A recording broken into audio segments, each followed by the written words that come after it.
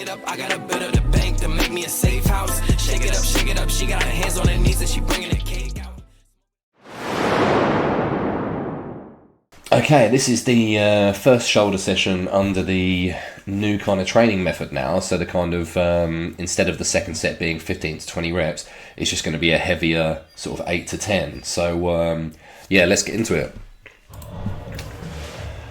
So this was shoulders, training with mate Al actually, and he's someone that I've trained with a couple of years. So I always talk to my spotters before like getting them to like spot me for the set, and just basically explain to them what I expect from them. Because if you don't speak to them, like some people, as you'll probably know, they'll just take the bar completely off you, or they won't help enough. And I'm one of those people that I grow through negatives, and I'm a huge believer in forced negatives. Like Dorian did a similar thing, not comparing myself to him, but look at the sort of density and muscle that was created there. It was a real thick looking physique, whereas, and I think it's that sort of training that gets you there. See, I always say to the people that that they need to, basically, I'll tell them when I'm about to fail positively, and then when they do that, I'll tell them to just guide the bar up. I don't want a 3 or 4 second positive rep on that one. So once I've lost the push phase, like I just want complete help going up, but like don't rip it off me sort of thing. Just guide it up so it's 1, 2, and then I can control it down and get another 3, 4 negatives like I do here. Because I mean, I think it was 9 reps on my own, and then 4 negatives with Al. And this is 105 on there, so that's actually a PB here and for reps. So yeah, it was a really good set actually. I think I got 13 in total. Like I said, 4 negatives with him, but man, my shoulders actually felt a little bit sore after this session. But yeah, so it was a really good one. And like I said, those negatives are key. You know, if you're just stopping when you reach positive failure, you've got so much more to give. And yeah, a good spotter will do that. And the thing is, the nice thing about other muscle groups, like back, you can spot yourself. It's only really shoulders and chest that you need a spotter for. So yeah, I'd always say have a word with them before, and let them know your expectations from a spot. Anyway, this is the second set now, and as you can see with this one, this is 95 kilos. So it's only a 10 kilo drop from my first set, sorry. And considering I went past failure and did 3 or 4 negatives, you'd think, oh yeah, shoulders are absolutely knackered and stuff. But that's the thing. I always find I've got a second set in me where I can really push some decent weight, because a 10 kilo drop isn't that much here at all, especially for overhead press.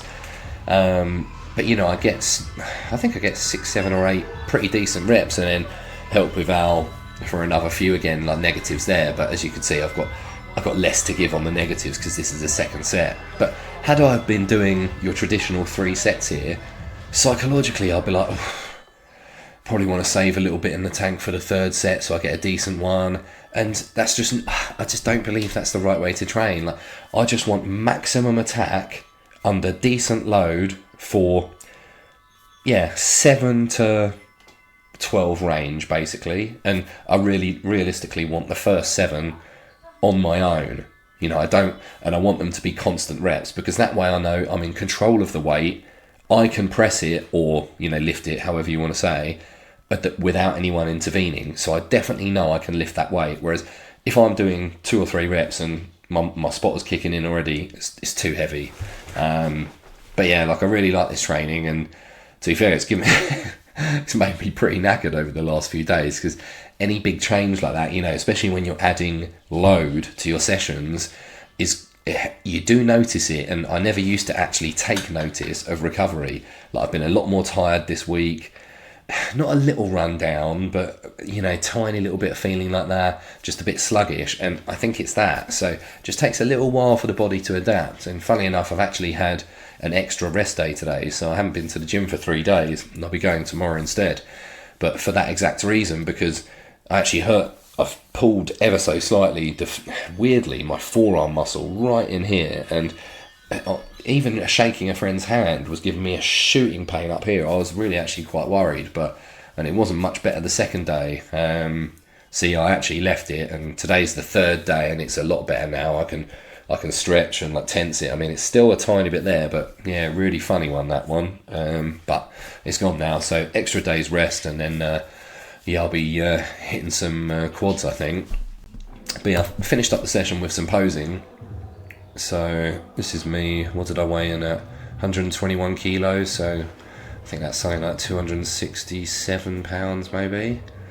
But yeah, I know I just trained shoulders, but decent cap on my delts. Like, I always find that when they've got a pump, they look good, but when my shoulders aren't pumped, they look quite flat. But I think that's a decent front double as well, into the lat spread. Yeah, nice and thick. my lats insert so low, it's a joke. Everyone seems to have high lats these days. I really hate my off-season side chest. It looks so wank, like compared to what it actually looks like on stage, it's crap. Right, into a rear double.